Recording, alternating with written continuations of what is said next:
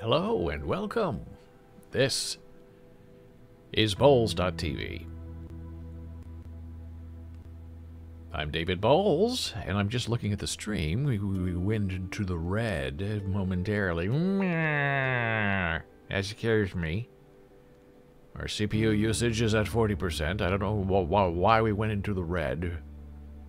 What does that mean? Let me just see if dropped frames is okay. Stream quality is okay. Ooh, that was scary. I mean, I opened the show, and I'm glitching. Some kind of robot. What a way to start a show. Hey, it's Friday. And let's start out with the bad news of the day. At least for me, anyway. The disappointing news of the day is Jana Marie, sweetheart, is not available at 10:15 or 9:15 or any 15s today to do her hardcore ASL lesson. She is otherwise engaged. Boo! Boo! Boo!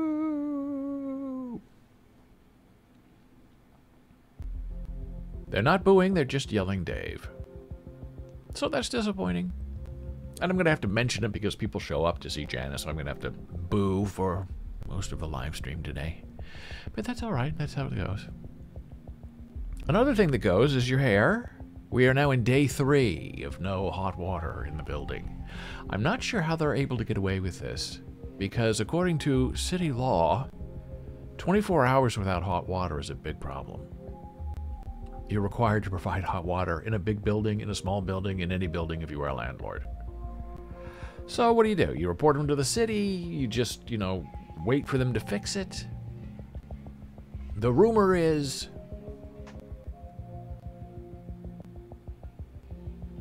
there was some kind of electrical surge that killed the pump something to the heater something, water heater something, but nothing else in the building was affected by this alleged power surge. So they said yesterday, oh, the hot water's back on. Just run it for a while. And if you have any problems, well, then just send in a maintenance ticket, and we'll come into your apartment, and we'll check to see what's going on with your hot water. Now, I'm dumb. But I'm not that dumb. There's no... How are they going to come in to 586 apartments and fix the hot water problem? The hot water problem is where the hot water is. It's not like we have water heaters in every apartment. We do not. There's one big tank for the entire building. So what they think they're going to do by coming into our apartments and checking to see our hot water quality when there is none just feels theatrical to me. And I'm a little disappointed because this is a big building, big, important, superstar owners. And if they would just say, look, the hot water thing broke, and it's going to take a week to fix it, so deal. Okay. Then you're being real. You're being honest. You're not putting in theater thing. Oh, and the thing is, you put in your request to have them come and check your hot water, and you will get to you in the order in which your request was received. So why do I have the feeling that every request about hot water is going to be received in slot 586? And that's what they'll say. Oh, you're on the list. We're going to come and check. Calm down. We'll be there in 3 days. In the meantime, just keep going. So I'm using my dude wipes. I think I'm going to have to take a bath tonight or tomorrow and, boil some water. Washing your hair in cold water is sort of terrifying because it really is very, very icy cold water. Now, my question is can you do the laundry in cold water? Laundry machines don't have heating elements, do they? I know some do because they have to do like drum cleans and they get very hot. But I don't think they heat up during the wash cycle, do they? I think they rely on a hot water connection for that. But what do I know? I don't know if it's dangerous to wash your clothes in cold without using Tide cold water detergent. There must be an answer. I don't know what the answer is. On the good side of the day, as you can hear in the background, oh, it just ended, our Slip.stream stream is back, which makes me very happy. I said our Slip.stream stream is back, which makes me very happy. Thank you very much. And the reason I love Slip.stream is, excuse me, we have a commercial license. It's hotbox time, you know what I mean. Would I rather be hotboxed or have hot water? Hot water.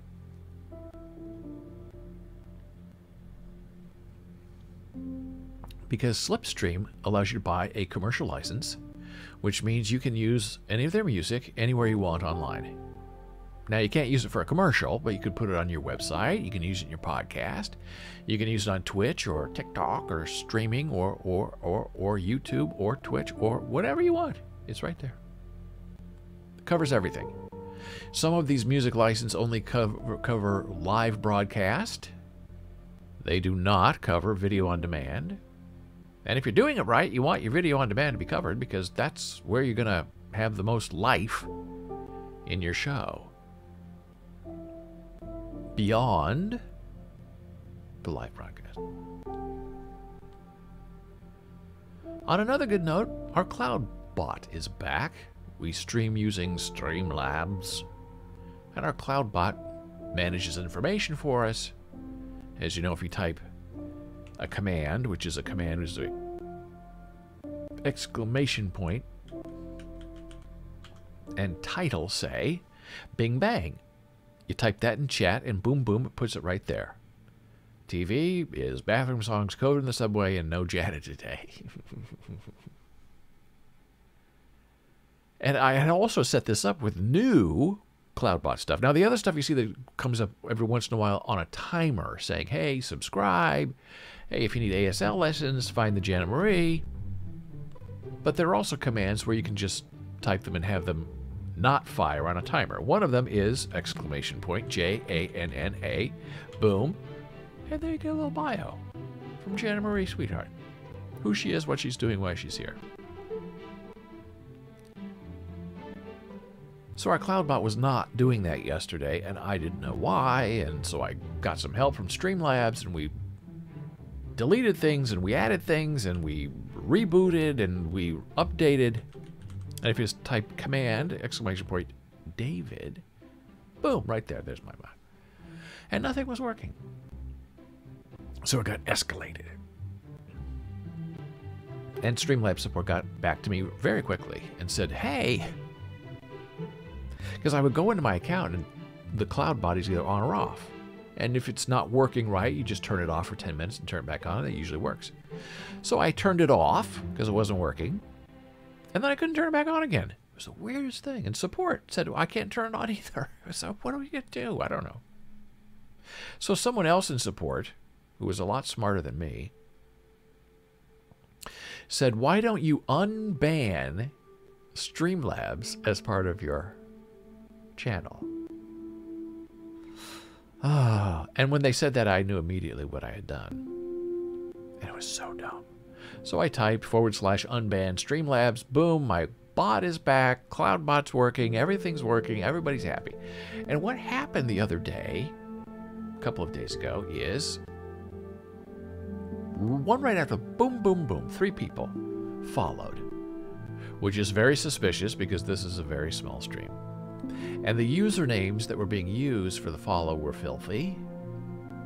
So I thought that I was banning those bad accounts.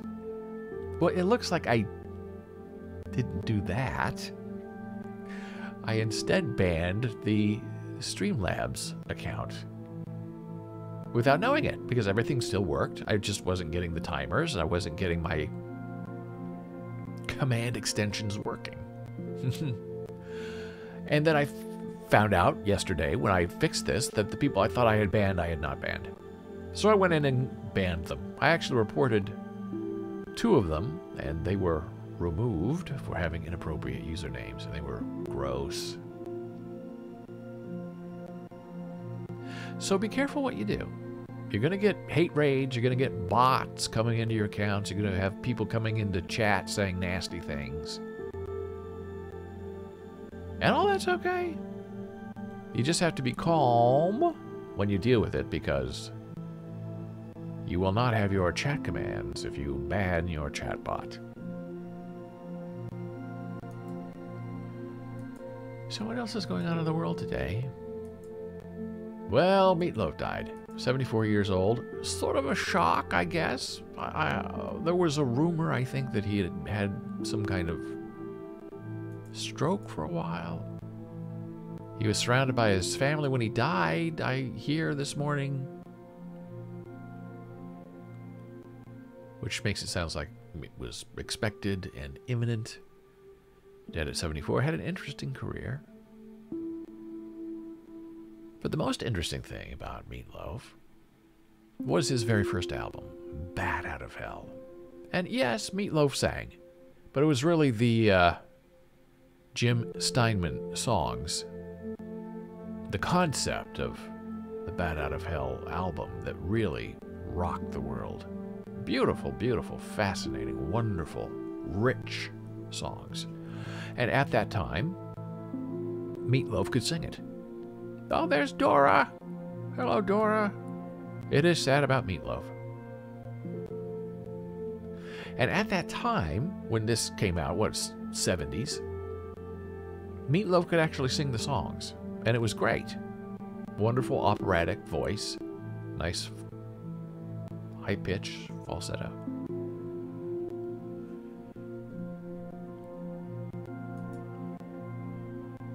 '77 is when Bat Out of Hell arrived. So that was an interesting time in music, because we were still vinyl. The rise of AOR, album-oriented rock, was arriving. Bat Out of Hell was a album that you could just play from the beginning to the end, and it was a whole story, a whole arc. And it was really quite wonderful. But the thing about Bat Out of Hell that was very interesting was the length of the songs.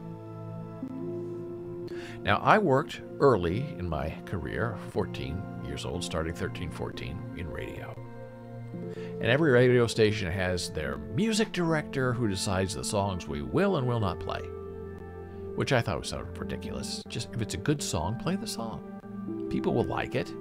Oh no, we're album-oriented. Oh no, we're adult contemporary. Oh no, we're a pop station. We're country. Music's music. If it's good music, people listen to it. If it's not good music, they're not going to listen to it. But what do I know? So there was a segmentation in local radio that this was the rock station, this was the old people station, this was the elevator music station. And everybody stayed in their niche because that's where they wanted to make money. So Bat Out of Hell was not adult contemporary and not really even pop. So it was more like the rock stations, the album stations that would play Bat Out of Hell. And as you can see, the songs were very long. Bat Out of Hell, 9 minutes and 50 seconds. You took the words right out of my mouth, 5 minutes. Heaven Can Wait, 4 minutes. 2 out of 3 Ain't Bad, 5.5 minutes. Paradise by the Dashboard Light, 8 minutes and 29 seconds. But, for crying out loud, was 8 minutes and 44 seconds. So the reason I'm bringing that up is, in the 70s, you really had a rise of the long format song.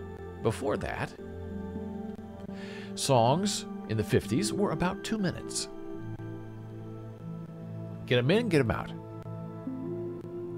Next song. People wanted to fit as many songs on the radio as they could in an hour because that made them popular. You could hear your favorite song more often if they were shorter and more songs were played. And then in the 60s, it kind of changed to around 3 minutes was the perfect amount of time for a song. And in the 70s, things were very relaxed. The 70s was a good time to grow up. and that was my main decade of being. It was a very calm time, boring time in America, not a lot of conflict. You just kind of chilled out, did your own thing, weren't bothered by people. Very different than today, where everyone's trying to kill each other. And in the 70s, album-oriented rock hit. And that allowed for longer format songs. AOR wanted very few commercials, not a lot of talk. It was all about the music. And when it was AOR, album-oriented rock, they really liked to play albums from beginning to end. With the subterranean idea that as a home listener, you would use your cassette player and you would hit record. They'd say, hey, we're doing Bat Out of Hell, 10 o'clock tonight. And you'd be there ready, and you'd hit your cassette record, and they would play Bat Out of Hell from beginning song to end song, and you would be recording it, and then you had your copy of Bat Out of Hell. And the record companies hated it, and everybody hated it, and the kids loved it, and the stations loved it because people listened. They were recording, but they were listening. Tuned in, as they say, for the entire length of the album. And it was a wonderful experience. You could be in your car, driving around, and you're not recording anything, but you're listening to the whole album, Bat Out of Hell. It was very nice. Set a mood. Well, one thing that happened in the 70s is, with this album-oriented rock, is the artists said, well, who says a song has to be 3 minutes? Let's make longer and longer songs, because we can tell a story. And in the 70s, we have the story song. And those story songs were very long and involved. And when you worked in radio, especially if you had the overnight shift or the evening shift when nobody was around and you were all by yourself, and you had to go to the bathroom, you'd put on a long song, run to the bathroom wherever it is. In one radio station, it was in the hallway. So you had to unlock the front door, run down the hallway, go to the bathroom, unlock the front door, go back, and be back in the studio before the song ran out. Because you had to, every song you had to push a button, push a button, push a button. Now I think you can queue songs for half an hour, you don't have to worry about it. But in the 70s and the 80s, you didn't have that luxury. Songs were on cartridge machines. So you put a song in, next cartridge, and sometimes you'd have 3 cartridges in a row, but you had to physically be in the room to hit the button. Well, if you had to go to the bathroom, or if you were not feeling well, you can't really do your business in 3 minutes unless you really hurry. And you really can't sit down, if you're a guy, and you know what I mean, to go number 2 in 3 minutes and wipe and wash your hands. It's impossible. So one of the great things about these long-form songs, these story songs, is that they became very popular with radio guys and gals because you could play one song and go to the bathroom. So not only if you had a good song, and if it was long, and you had desperate people in the radio world all over the country who needed a long song to go take a poo, it helped. It helped popularize a song. The longer the song was. Bat Out of Hell. That's your bathroom song. 9 minutes and 50 seconds. You could take a shower in 9 minutes and 50 seconds. Use the bidet if they had bidets back in the Midwest in 1970. So Bat Out of Hell, almost every song is a great bathroom song. Now, if you're on a country station, or easy listening, as they say, you're not going to be playing anything from Bat Out of Hell. But if you're on a rock station, AOR, and you really got to go, somebody find me Meatloaf and play Bat Out of Hell. So what are the other story songs from this period? I made a very quick list. American Pie, Don McLean. Story song, bathroom song, 8 minutes and 33 seconds. MacArthur Park, Jimmy Webb song, right? Made famous by Richard Harris, who spoke it, like William Shatner in that style. MacArthur's Park is Waiting in the Dark. Someone put my cake out in the rain. 7 minutes and 30 seconds. Perfect bathroom song. And MacArthur Park and American Pie, those were very popular songs that almost every radio station played. So they had their bathroom song. Stairway to Heaven, very popular, Led Zeppelin. 8 minutes and 2 seconds. Now, you're not going to hear that on easy listening or country, but rock stations became a staple. And now you know why. The perfect bathroom song. But the number one song throughout my junior high years and my high school years, on all of the radio stations, you heard it all the time. You know there was a lot of peeing and pooping going on during this song.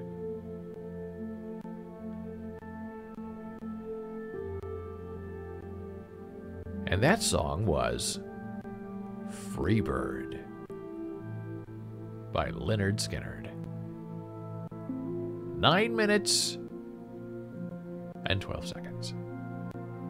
What about Pink Floyd? That's very good. Pink Floyd, Another Brick in the Wall. I don't know how long that song is, but that's a very good one. Almost anything by Pink Floyd is forever. Another one I thought of, and this was adult contemporary, although they were very restrictive if you could play it on our station, because everyone wanted to play it because it was the perfect bathroom song. Taxi by Harry Chapin. 6 minutes and 46 seconds. Now, I would say the perfect bathroom song is around 7 minutes, if you really have to go and sit down and do your wiping business. If you're just running there to do number one and back, you can do that in 3 or 4 minutes. But for the pooping, it's got to be at least 7 minutes. So, Taxi was close at 6:46, but when you are in a radio station that plays adult contemporary music, you're very thrilled you have a song that is 6 minutes and 46 seconds. Dora loves that song, Taxi. I do too. It's the great rainy night. Can't quite sleep. You're drifting between twilight and being awake, and Taxi comes on the radio. It's a wonderful moment.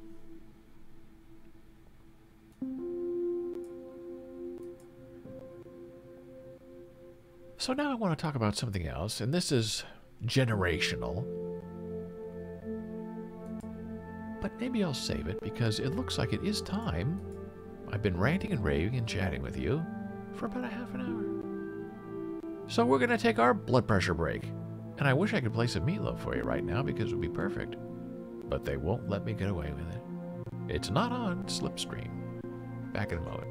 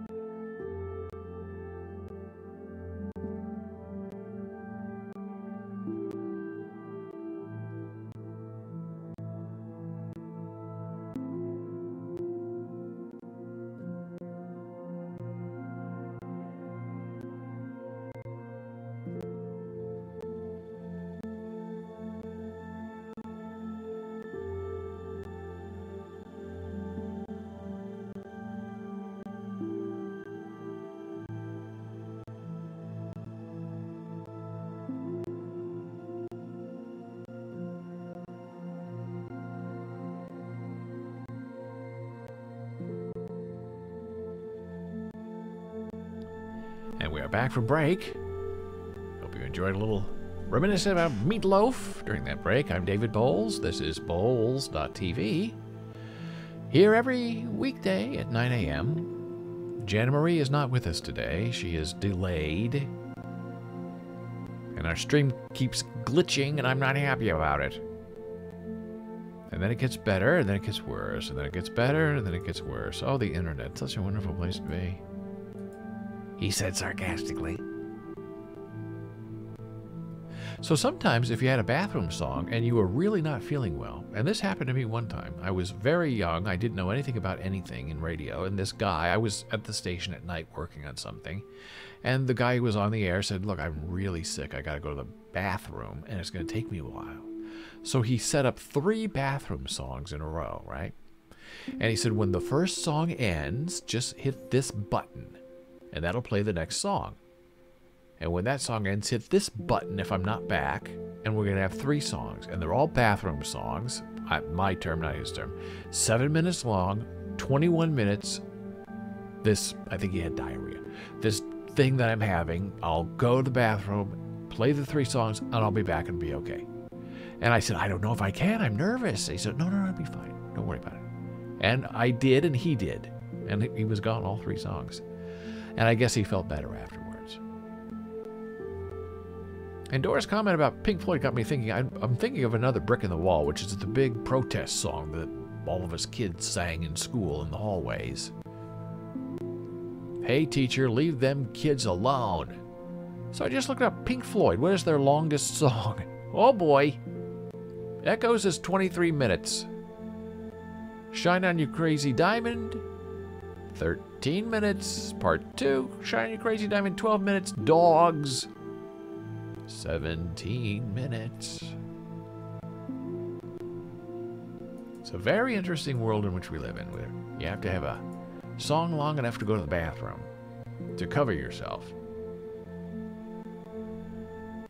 Now, the other thing I wanted to chat about today, just very briefly, is the idea of acking back. I'll type it because people never understand what I'm saying when I speak it. I wrote an article on this on Bowles Blogs. So you can go to bowlesblogs.com and type acking back in the search bar, and it will bring up the article. But what acking back is an acknowledgement that something that has been sent to you has been received. So the person who is doing the sending knows that you received it. It's like a return receipt, a read receipt, but people turn those off in your email. And the reason I'm bringing this up is because young people today, college-age kids today, if you send them something, if you email them something, they often will not reply. So, if you're old, like me, you really don't know if they got it yet. If it ended up in their spam mailbox. If they just haven't read it yet.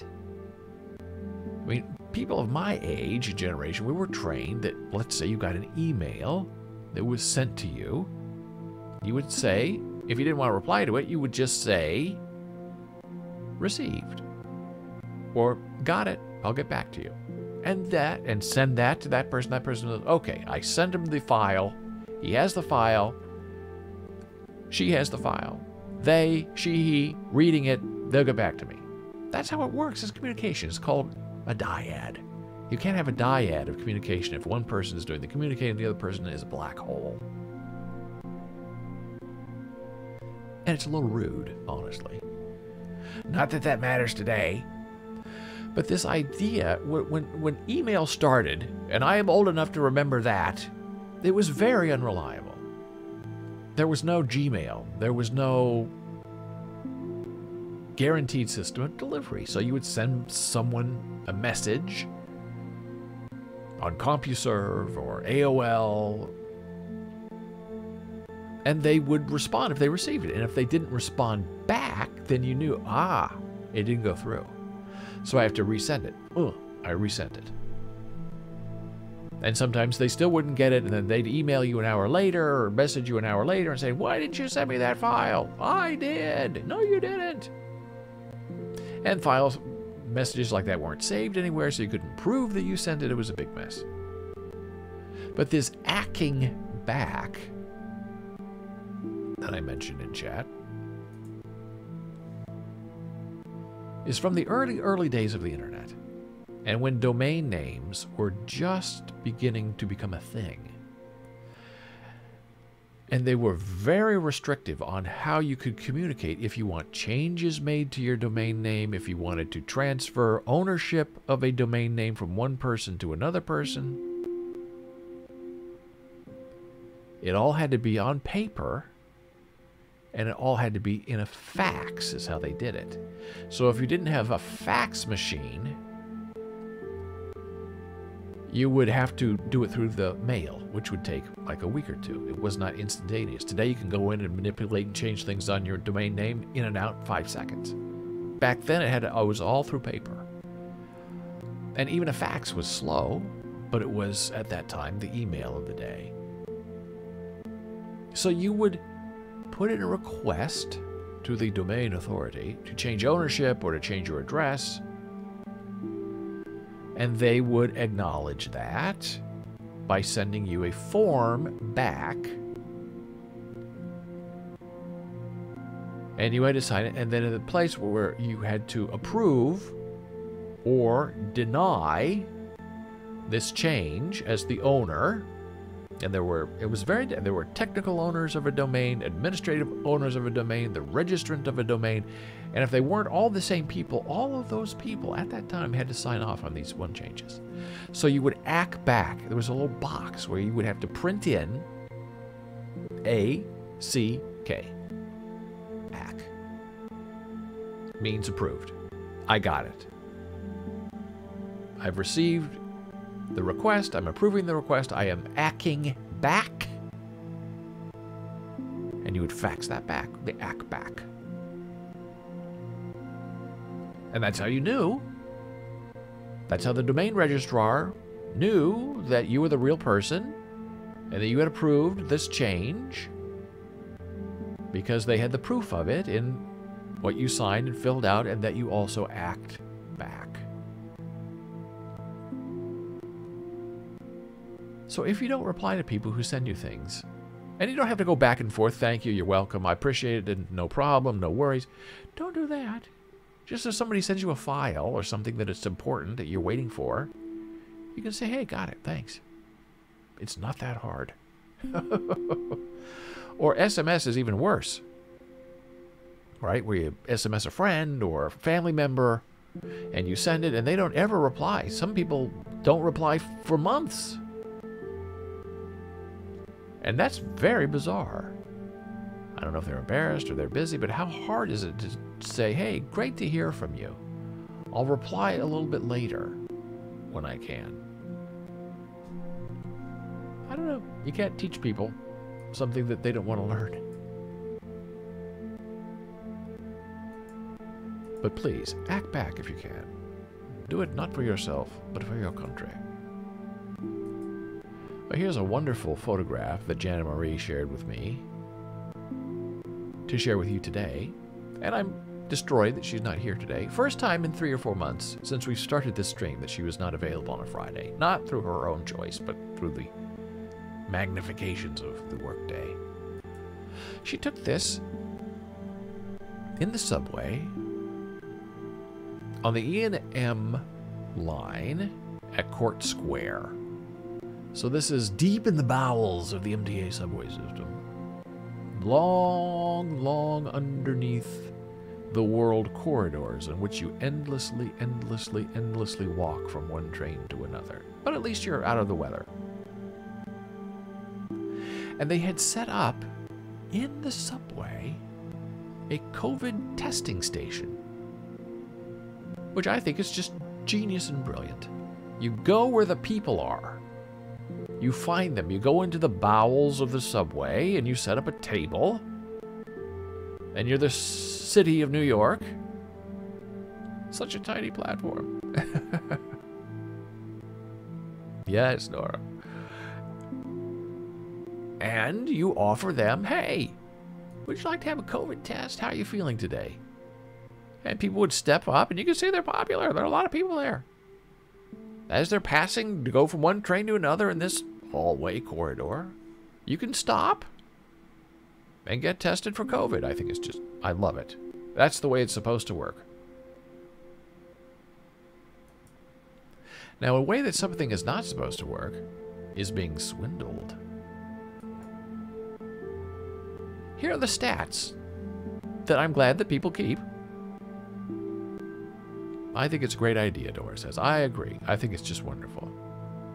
And I'm glad they're in the long hallway because they're not right where the train is. So you're running to go to the train, but it's a very safe place to stop and get tested. But it can be a little dirty and a little smelly in that area. So I admire the people who are working there. I was reading online. A young kid, freshman, just got into the city. Going to school starting Monday, Columbia. Posted a message saying, hey, I just got ripped off $900 and I'm so embarrassed. And people were very cruel to him in the group. And other people rose to his defense and said, look, you're dealing with professionals. They're very convincing. Mark it up as a learning experience. $900 is a lot of money, so eat ramen for the next month and get over it because you're not going to get your money back. And this kid was standing outside of the Bank of America, and this guy on the street came up and said, hey, charming, well-dressed, look, I have this mail order for $900. There's something wrong with my bank account. I bank here at Bank of America. Do you? Yeah, I bank here. Well, could you deposit this for me, please? And then it's $900. And then give me the cash because, you know, my wife is waiting at the hospital with our child. And this young kid, not from New York,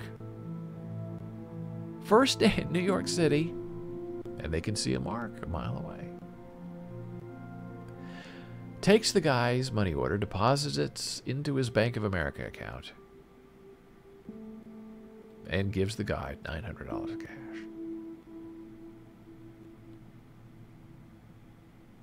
And of course, the guy thanked him, disappeared.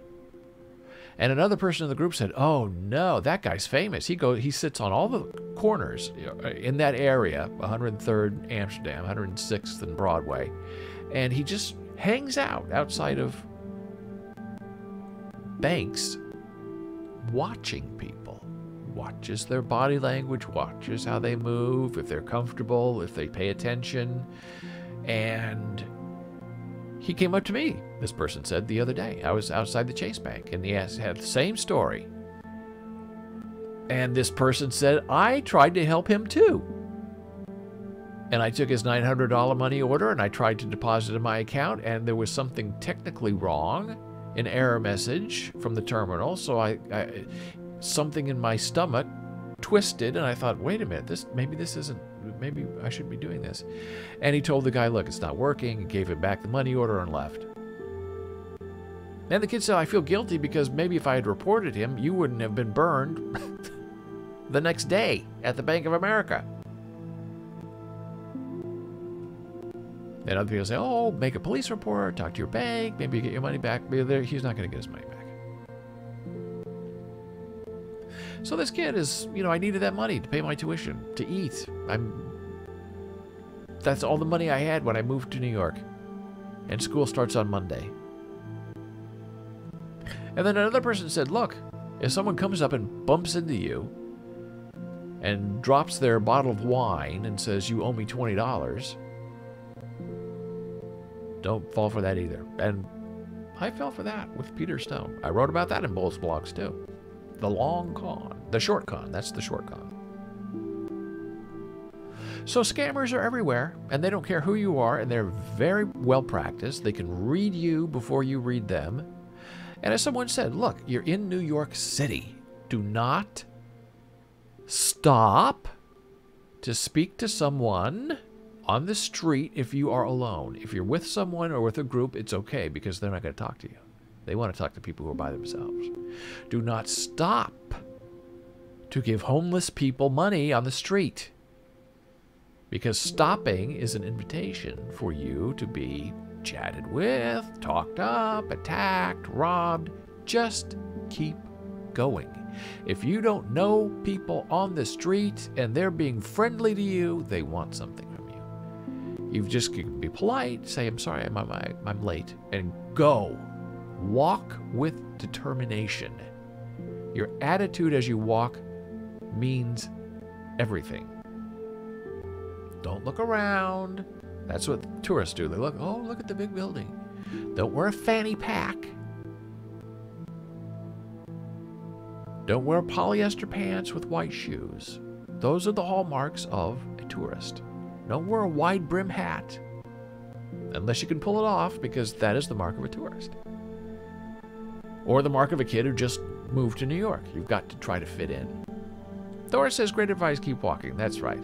And people feel rude by walking, and they're very aggressive. They will call you out. They will follow you a little bit if they think that they can mark you. And that's why you just got to have that attitude. I can't, sorry. No, I'm not interested. You talked to me last week about this, remember? And then go. And just saying, I'm not interested. Dick Cavett, the talk show host, who was born and raised in Lincoln, Nebraska, has this wonderful story that when he was in New York, and Dick is strong but very small, and so people saw him as a mark, and he has a very friendly face. And he said one night he was walking home from the studio, so he was well known for people who knew him. And a guy came up to him, pulled a knife, and said, give me all your money. And Dick kept walking and said to the guy, I'm not interested. And kept walking. And the guy was so taken aback, what do you mean you're not interested? That he didn't know what to do. So in that pause of indecision, Dick just kept going and turned the corner, and the guy was left behind. Now, I don't advise you to do that, because that's Dick Cavett, and he's very smart, and he's wily and clever and cunning. And he outsmarted the bad guy that day. But it may not work again. That was 40 years ago when he tried that. But it worked. I'm not interested. I'm not interested in you robbing me. So here are these scams. In 2020, impersonators swindled $268 million from Americans. In quarters 1 and quarters 3 in 2021, monetary damages exceeded $342 million, representing a 27.7% growth. Ugh. And part of this is the economy, part of this is COVID. COVID set a whole new set of rules for these scammers, because people are locked away, they're scared, it's different, so they have to change their tactics. And they're very smart. They know exactly what to do to try to get you. And they start by trying to be your friend, and then if that doesn't work, they try to muscle you, which is why you can't stop to allow any of that to happen to you. Cumulative losses of $129 million in 2020 and $145 million in quarters 1 and 3 mean that romance scams were the most financially damaging fraud category for seniors. Oh, Daddy, I love you so much. Send me $1,000. Oh, baby, you're so beautiful. I'm in jail. Send me $5,000. And people do it. They're just hungry for love. Watch the show Love After Lockup. I think it's on WeTV. Interesting, fascinating show. And the scammers are the ones in prison. But every once in a while, you get one who's on the outside, and that's the scammer, scamming the person in jail. Usually about sex. Individuals within the age brackets of 20 to 59 lost $130 million in 2020 and $187 for a growth of 44% in 2021. 2021 is marketed as one of the loneliest years, hence the upsurge in online dating. Be very careful. There are people out there waiting to get you. And here's a lovely story. If you have a pet, Valentine's Day is coming soon, February 14th. And remember, for a lot of people, pets have replaced children. The Pope even talked about it. You are a sinner in the Catholic Church if you are not having children. If you believe in pets as a replacement for people, there's something wrong with you. From the Vatican. 37% of pet parents, there you go, will buy a special Valentine's gift. Your pet loves you unconditionally with or without the gifts, but a new toy will make them love you even more. This is from a PR company. 31% will make a special meal for their pet. How about a heart-shaped plate of Wild Earth's tasty and healthy plant-based dog food? Our kibble provides pups with higher energy levels, which means more playtime and cuddles. Now, I don't know if they made up these percentages or not. They said it was research. 26% of people will dress their pets up for the special occasion. Oh, hot water's ready. Let your imagination play and find something red for both of you to wear. What better way to express your love than by wearing matching outfits? 20% do a pet photo shoot. Capture the love. Some cute snapshots of your pet on this day will definitely reflect their cuteness and character. And more importantly, your special bond. I think it's fun. If you have a pet, why not? The Library of Congress, look out. They have podcasts. Who knew? And they sent me this, and I thought, it's the perfect thing to share with you. I'll put it in the link in chat.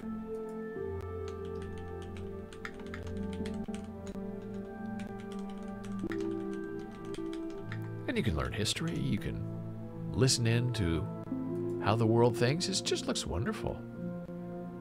The American Folk Life Center at the Library of Congress is kicking off its 2020 with a much-awaited third season of America Works. It's a podcast series celebrating the diversity and resilience and creativity of American workers in the face of economic uncertainty. And here, they've already posted the episodes. Episode 1, Episode 2, Episode 3. I listened to it yesterday, a couple of them. Here, I'll click on one of these. We can't listen to it because we don't have the rights, but this is what you see. Roberta Washington. Now, I thought one of these were up. That didn't look like that was up. I think I clicked on Mario. Yeah. I think this is Mario's, but we can't listen to it. So that's an interview. And here's the podcast. Okay, so it's 31 minutes. I guess the other one wasn't up yet. This is the first one. And it gives you the background, who they are. We're talking about labor disputes. It's just wonderful stuff. Our cryptocurrency mayor in New York City, fascinating. He's a curious guy, interesting guy, but a little strange. And there's nothing wrong with that. Oh, I clicked on the wrong button. So Mayor Adams of New York City is getting paid in cryptocurrency, his first paycheck. New York City Mayor Eric Adams announced that his first paycheck, which arrives tomorrow, will be automatically converted into cryptocurrency as he previously promised. The salary will be converted to Ethereum and Bitcoin, which I find very, very interesting. Why? New York is the center of the world, and we want it to be the center of cryptocurrency and other financial innovations, which I think is very interesting, said the mayor. Being on the forefront of such innovation will help us create jobs, improve our economy, and continue to be a magnet for talent all over the world. And this is from his page. This is the NewYorkCity.gov page. So if your mayor's behind it, how can it be bad?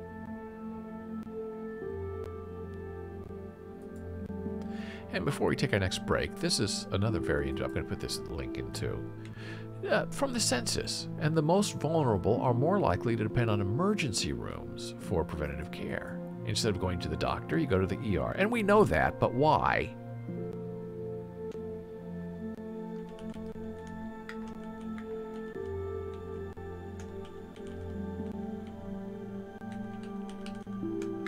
Well, this article hopes to explain it. And we won't read it all. But some of the curious things are related to income and education, which is probably knowable and maybe not a surprise. There was a clear correlation between income level and frequency in preventable emergency care visits. Individuals in lower income households, on average, visited emergency rooms for preventable reasons roughly 2.5 times as often as those with higher incomes, because the higher income people are doing telemedicine, where they don't have to leave their home, or they're going to see their private doctor. Well, poor people can't do that. Their private doctor is the ER. According to the study, individuals with lower educational attainment made more preventable emergency care visits than their more educated counterparts. Individuals with less than a high school diploma made about 3 times as many preventable emergency care visits as those with a bachelor degree or higher. Very, very interesting. Employment and insurance. Another fascinating telltale sign of where America is headed. Individuals who were unemployed made 2.5 times as many preventable emergency care visits as those who had a job.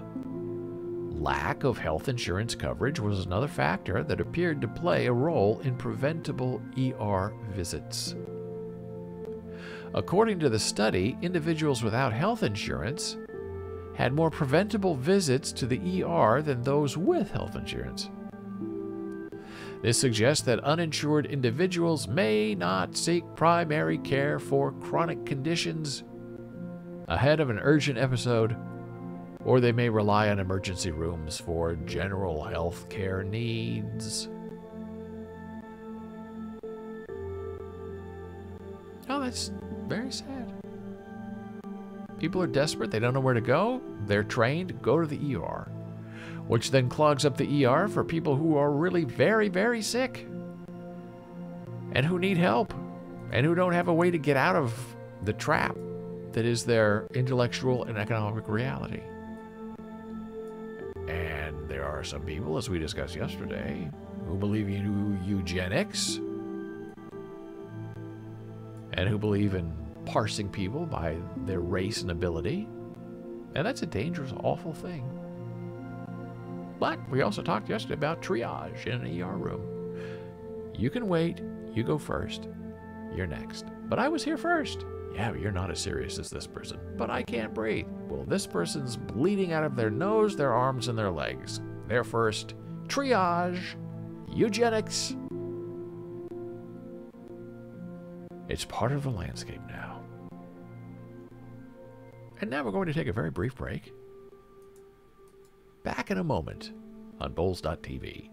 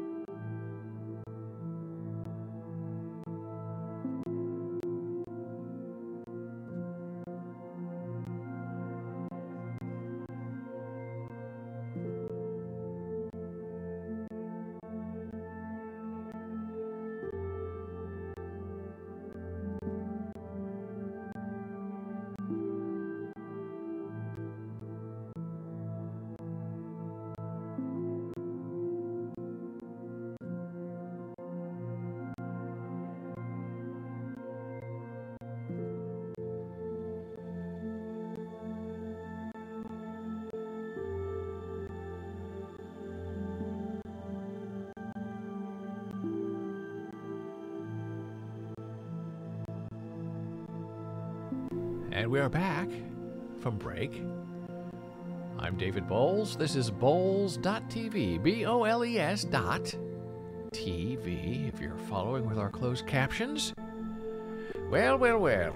The last 3 months since we started this stream, the lovely and talented Jana Marie has been right here at 10:15 on Fridays to share with you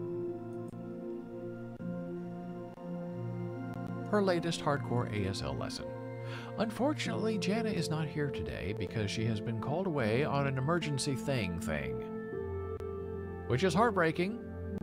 Then we found about it late last night. I said, well, we could maybe record something. And then I thought, no, if you record something with Jana Marie, but you can't do live chat. You can't go back. There's no dynamism. And we tried that early in the stream. So I said, well, I could do it. I know ASL. I've written books. I teach. No. I know emotions. I know hardcore ASL. I could do happy and sad, and I could do all the emotions.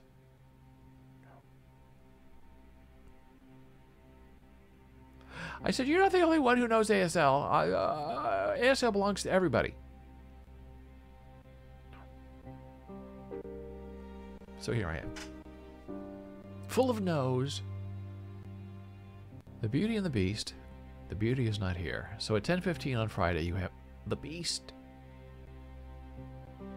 So in celebration of Jana Marie not being here, we're going to talk about onions.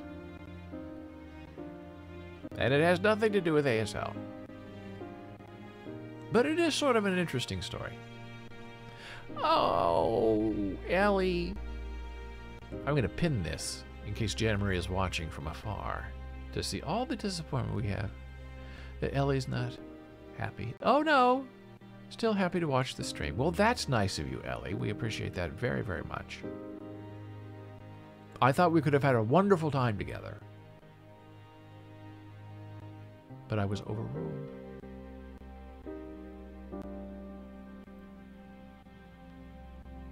So instead, we're going to talk about onions. Now, it's interesting as the Trumps are in all kinds of trouble now, we hope. Some of us hope. That they're being investigated by the Attorney General of the state of New York and by the January 6th committee, and everyone's getting subpoenaed. And I saw somebody on television, and this is not uncommon. Oh, there's Ellie again. If Professor Sweeney sees this, we miss you. Next time. Excited to talk about onions. Oh, well, this might be the whole thing then. From now on, Fridays at 10:15, we just might talk about onions. Who needs Jana Marie anyway? Jana Marie, come back. We need you at 10:15 on Friday. But she'll be here tomorrow and Saturday. No, tomorrow is Saturday. She'll be here Saturday and Sunday at 11 a.m. doing her thing, talking about disability and ASL and giving her thoughts and opinions on the news. I sliced a bunch of onions yesterday to store and freeze. I love that. Were they red or white onions? That's the most important question.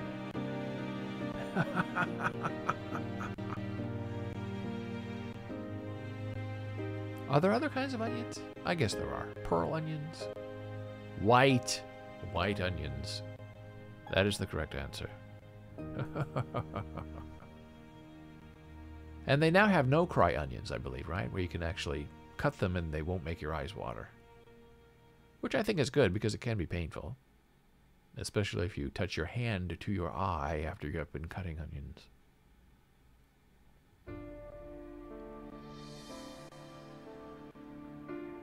Oh my goodness. I love onion stories. So these people, this spokesperson was saying, oh, there's Dora again. If they are cold, suffered no tears. Oh, that's interesting. I like that. And do you just slice them or do you chop them up? That's the question.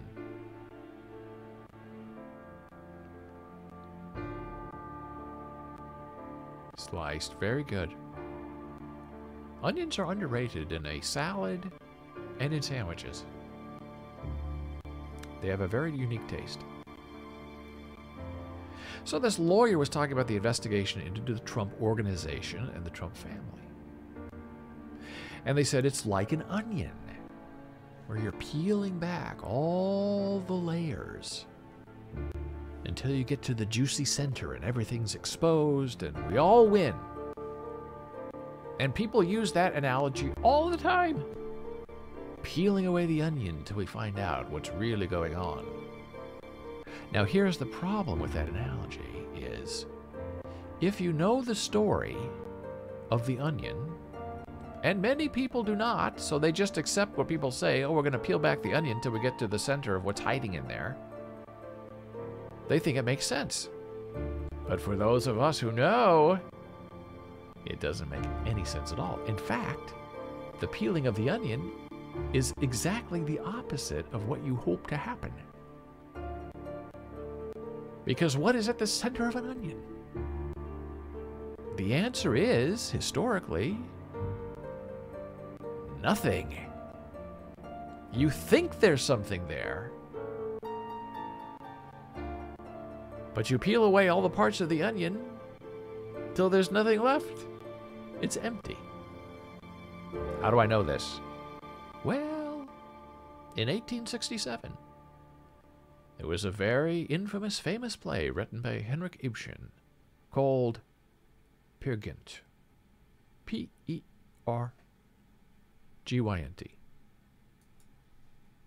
I'll put it in chat.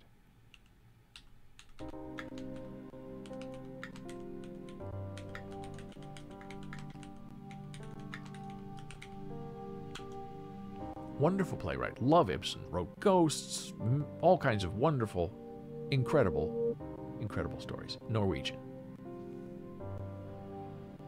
And the story of Peer Gynt is that he is destroyed as a human being unless and until he can find the love of a good woman.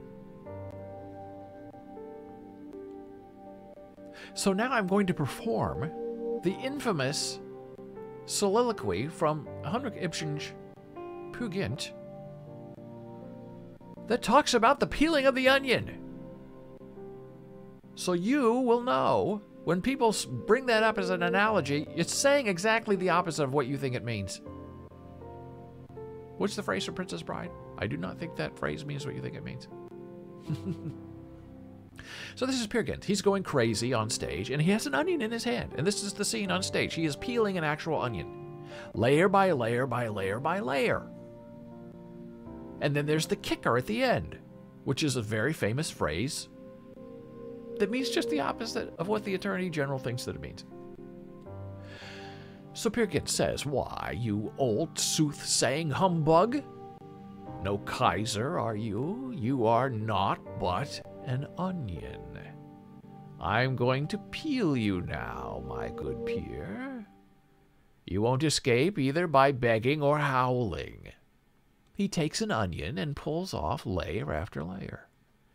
There lies the outermost layer, all torn. That's the shipwrecked man on the jolly boat's keel. Here's the passenger layer, scanty and thin, and yet, in its taste, there's a tang of Peer Gynt. Next, underneath, layer by layer, right? He's peeling this as he's telling the story. Next, underneath, is the gold digger ego. Self-analyzing himself. The juice is all gone, if it ever had any. This coarse-grained layer with the hardened skin is the peltry hunter of Hudson's Bay. The next one, the next layer, looks like a crown. Oh, thanks. We'll throw it away without much ado. Here's the archaeologist, short but sturdy. And here's the prophet, juicy and fresh. He stinks, as the scripture has it, of lies. Enough to bring the water to an honest man's eyes. Right? Crying, peeling the onion. This layer that rolls itself softly together is the gentleman, living in ease and good cheer. Oh, the next one seems sick. There are black streaks upon it. Black symbolizes both Parsons and the N-word. Now that's what people think is in the center of the onion, the black awful core. But that's only one of the layers on the way to the core. So then he pulls off several layers at once. What an enormous number of swathings. Isn't the kernel, right, the middle of the onion, the truth, the kernel of the truth, looking for it? Isn't the kernel soon coming to light? He pulls the whole onion to pieces. I'm blessed if it is. To the innermost center. It's nothing but swathings, each smaller and smaller. Meaning, there's nothing there. You peel it apart, and it's empty.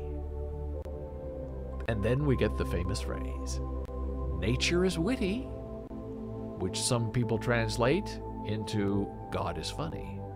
But nature is witty. I peel an onion looking for the answer to life, and what's there? Nothing. There is no answer.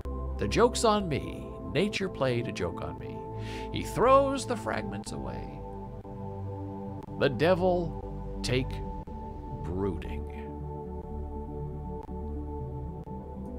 And that, my friend, is the story of the layers of the onion. So if you see this on television or someone, a friend of yours, a teacher, someone says, oh, we have to peel back all the layers of the onion to find out what's going on. You can very gently raise your hand and say, I'm not sure that's right. And then you'll be yelled at or failed or flunked because people don't like to be confronted when they're wrong, which is another part of human nature, I suppose. Well, speaking of doing wrong and celebrating our onion-full Jana free time, we now move to linguists who are pulling apart Boris Johnson in the UK. And it's really sort of wonderful and fascinating at the same time. Now, Boris Johnson has been caught for having a COVID party, saying, oh, we were working when everyone else was locked down in the UK. He had all his friends over there. They were all working, and they were all doing it together. Drinking, having fun. Oh, yeah, we're working. Wink, wink, wink. Oh, it's fun, right? Wink, wink, wink. And he said, oh, no, we were working. Then he later said, well, we were drinking a little bit. Then later he said, okay, it might have been a party, but we were still working. He's going around in circles. And so these people in the UK have taken his words and parsed them out to what it really means. And journalists and politicians alike struggled over the precise meaning of phrases like party, social occasion, business meeting, work event, gathering, and more. This spread to issues such as whether certain forms of attire or the presence of food or alcohol changed an event from one type to another. But it's not just the definition of words that cause problems. Boris Johnson apologized for attending an event on May 20 in the garden of Downing Street. Now, that's where he lives, but it's also where he works. In linguistics, speech act theory deals with the nature of communicative phenomenon, like apologizing, requesting, promising, and so forth. For a speech act to be felicitous, to have effectively achieved its aim, the theory argues that amongst other criteria, it must contain the necessary propositional content. In an apology, this would be some sort of wrongdoing that the apologizing party is responsible for. And I say not blaming on the other person. Well, if you were insulted, I'm sorry. It's better to say, I'm sorry I insulted you. In the text alone, it's difficult to unambiguously identify the cause for Boris Johnson's apology. He states that he went to the garden, thanked groups of staff, that he believed implicitly that this was a work event, and that he went back to his office to continue working. None of those clearly amount to a failure. Similarly, Boris Johnson says that he should have sent everyone back inside. But this comes only a sentence after nothing that the garden had been in constant use because of the role of fresh air in stopping the virus. So this isn't clear-cut either. The closest we seem to get to the necessary propositional content is there were things we simply did not get right. But even this is vague.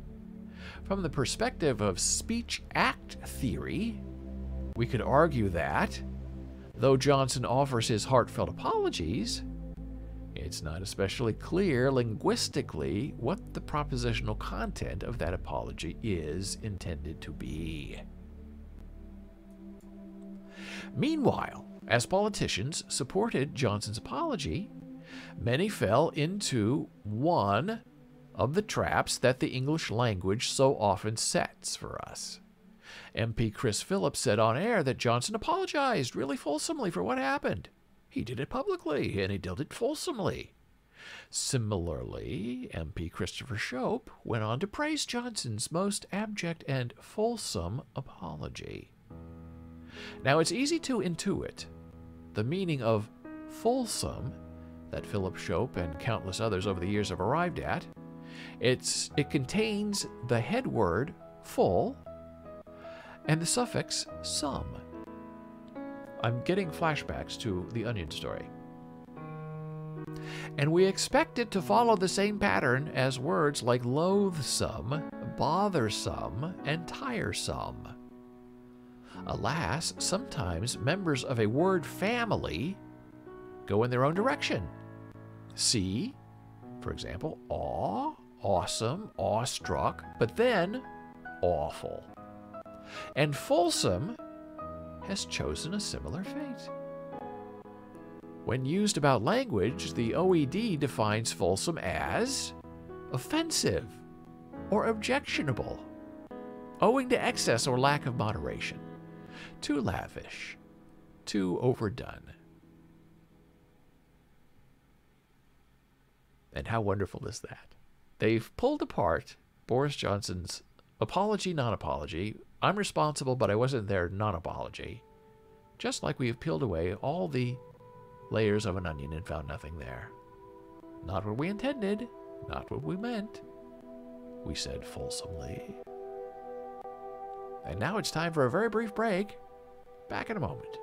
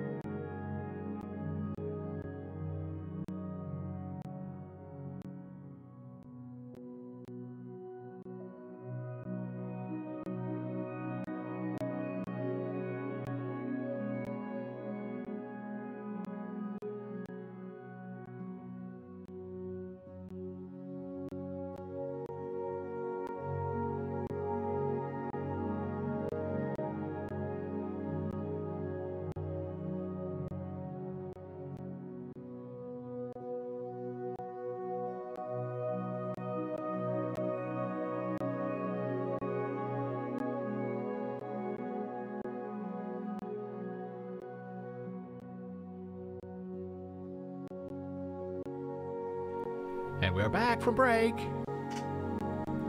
I'm David Bowles, and this is Bowles.tv. Monday through Friday, 9 a.m. And our friend Ellie is leaving.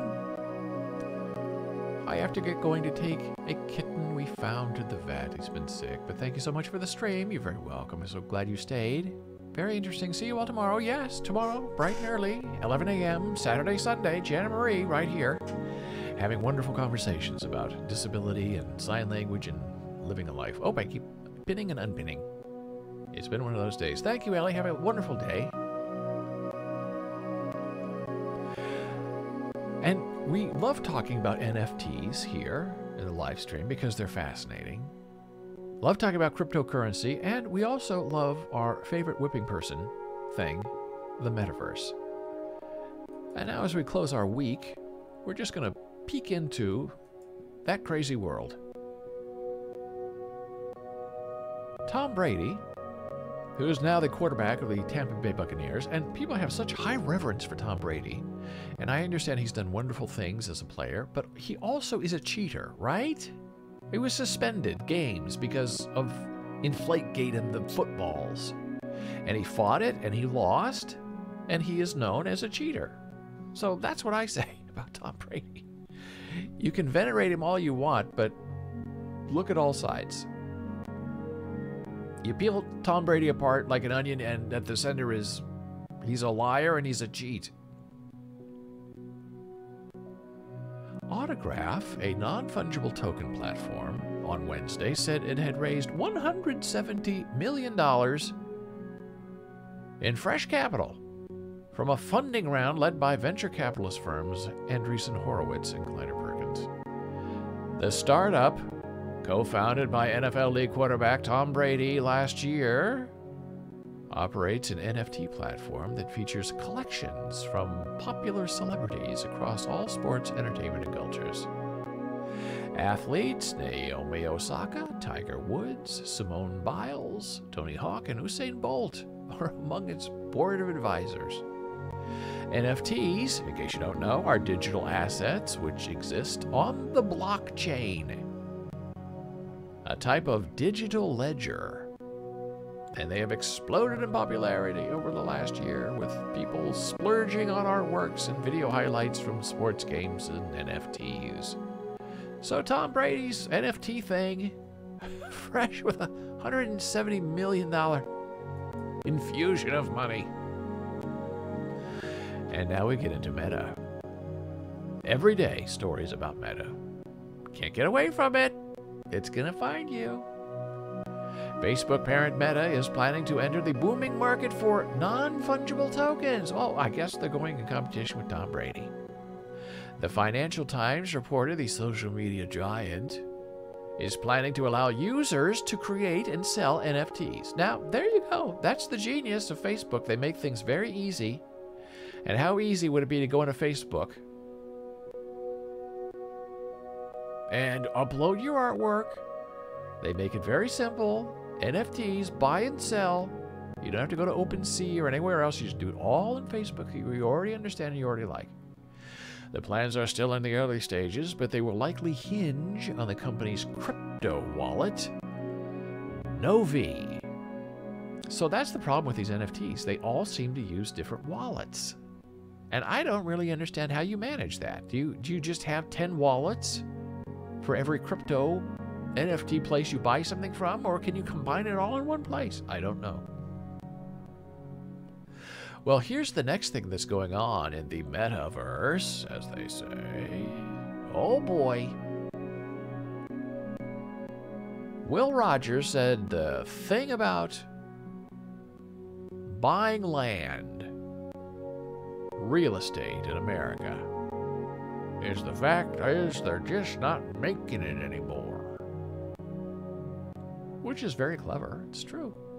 We have a certain amount of finite land in the world, and once you own whatever part you own and you own it, no one else is going to touch it because you own it. So if you want to make money, buy stuff that people can't have, like land. Or go into the metaverse. Facebook's metaverse, and there's all kinds of land everywhere. There's endless land. They're making it every day. And you can buy your plot of land in the metaverse and build a skyscraper, become rich in the metaverse. I find it frightening. But that seems to be where it's going. It's no secret the real estate market is skyrocketing. But the COVID pandemic is creating another little-known land rush. Oh, indeed, some investors are paying millions for plots of land, physical land. No, not physical land, not in New York, not in Beverly Hills. In fact, the plots do not physically exist on Earth. Rather, the land is located online in a set of virtual worlds that tech insiders have dubbed the metaverse. Prices for plots of land have soared as much as 500% in the last few months, ever since Facebook announced it was going all in on virtual reality, even changing its corporate name to Meta. The metaverse is the next iteration of social media.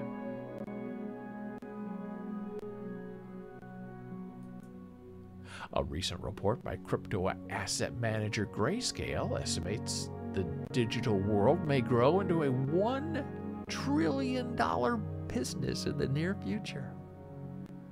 Major artists including Justin Bieber, Ariana Grande, DJ Marshmello are performing as their own avatars. Even Paris Hilton DJ'd a New Year's Eve party on her own virtual island in the metaverse.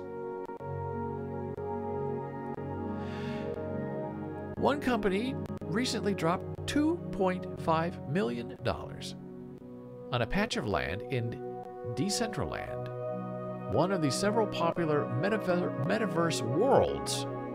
Prices have gone up 400 to 500% in the last few months. People are buying land in a world that doesn't exist.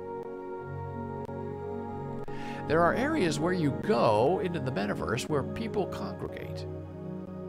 Those areas would certainly be a lot more valuable than areas that don't have any events going on. To be sure, those heavily trafficked areas are reeling in big spenders. Think of the board game Monopoly. We just bought Boardwalk and the surrounding area.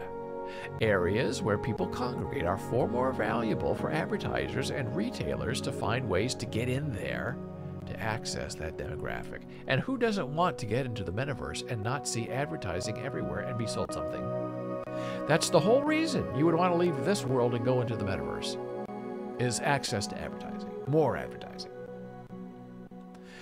For example, Snoop Dogg is building a virtual mansion on a plot of land in Sandbox in the metaverse.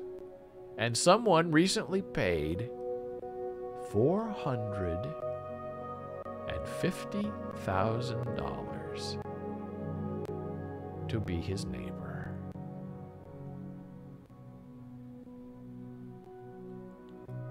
Dora is on the fence about NFTs. I am too. Very confusing.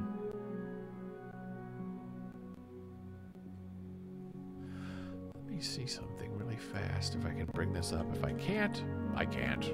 But if I can, I will. But paying that kind of money to be Snoop Dogg's virtual neighbor where Snoop Dogg doesn't even live, I find that to be insanity. And just a little bit dismaying. Well, I can't find it, but if you have Twitter Blue, maybe I can't find it. Let me see if I can get my phone here. I saw that yesterday, and I should have made a little copy of it, but I didn't. I wasn't thinking.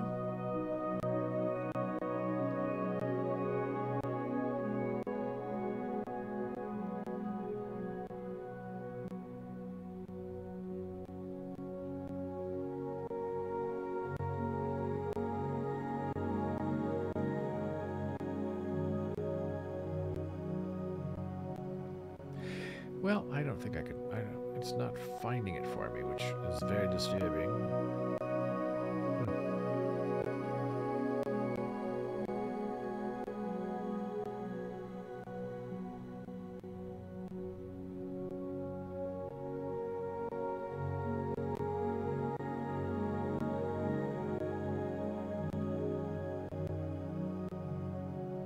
Well, what they're doing with Twitter, if you have Twitter Blue, is you can get early access to their labs. And what that means is that you can connect your crypto wallet to your Twitter account. And then you can take an NFT that you have purchased from somewhere and use it as your profile picture. So if you purchased a piece of art from somewhere, you can take that you purchased and make it your profile picture. Travis Barker did that. We'll look up that. That's what we'll do. We'll look up Travis Barker. That Travis Barker, when I was searching for him. Let me see if I can find him.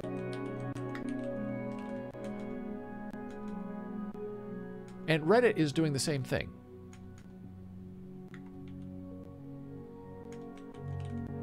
Where you can buy an NFT and have it be your profile picture on Reddit.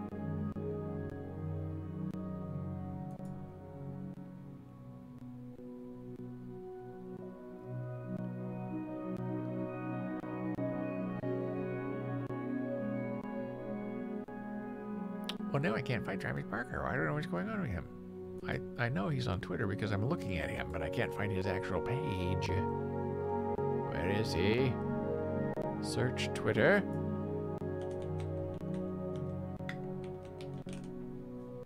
There we go. Oh, it's been a long day.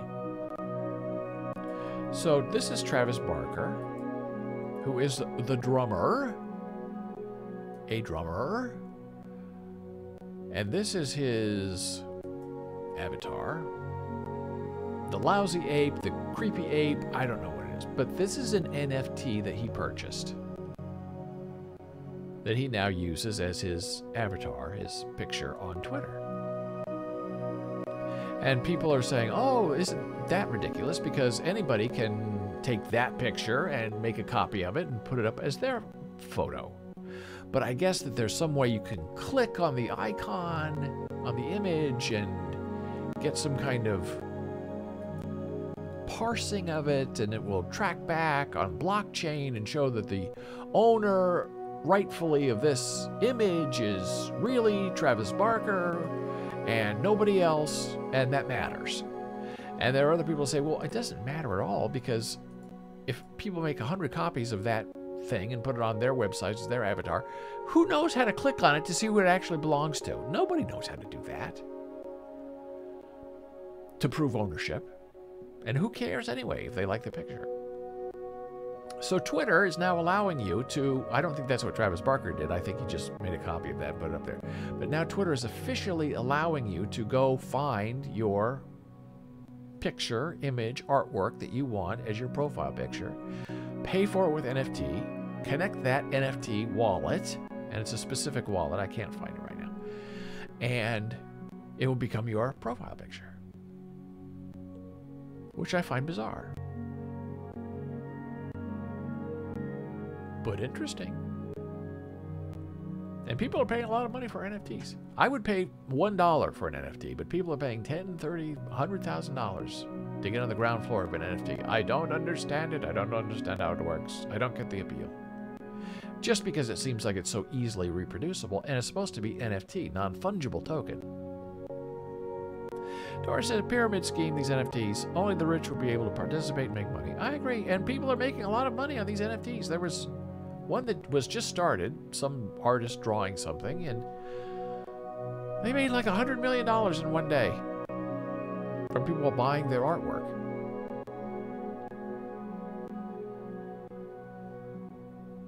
I don't know. Well, it's been a wonderful week. We had a long, interesting conversation today. If you have questions, if you'd like to get in touch, you can find me, David, at Bowles.tv. You can find us on Twitter at David Bowles, Facebook, Bowles, TikTok, Bowles TV, Discord server, David Bowles, and on Instagram, Bowles Books. Jana is here tomorrow at 11 a.m. Eastern and Sunday, 11 a.m. Eastern, doing her show for you, Jana, on hardcore ASL and disability. If you have a question, you can write her, Jana, at Bowles.tv. Will never happen to me, Dora says. That's good. And I thank you for being here all week. I will see you again on Monday. I hope you have a wonderful day and an even better weekend. And may the joy always outweigh your sorrows. Take care. I'll see you soon.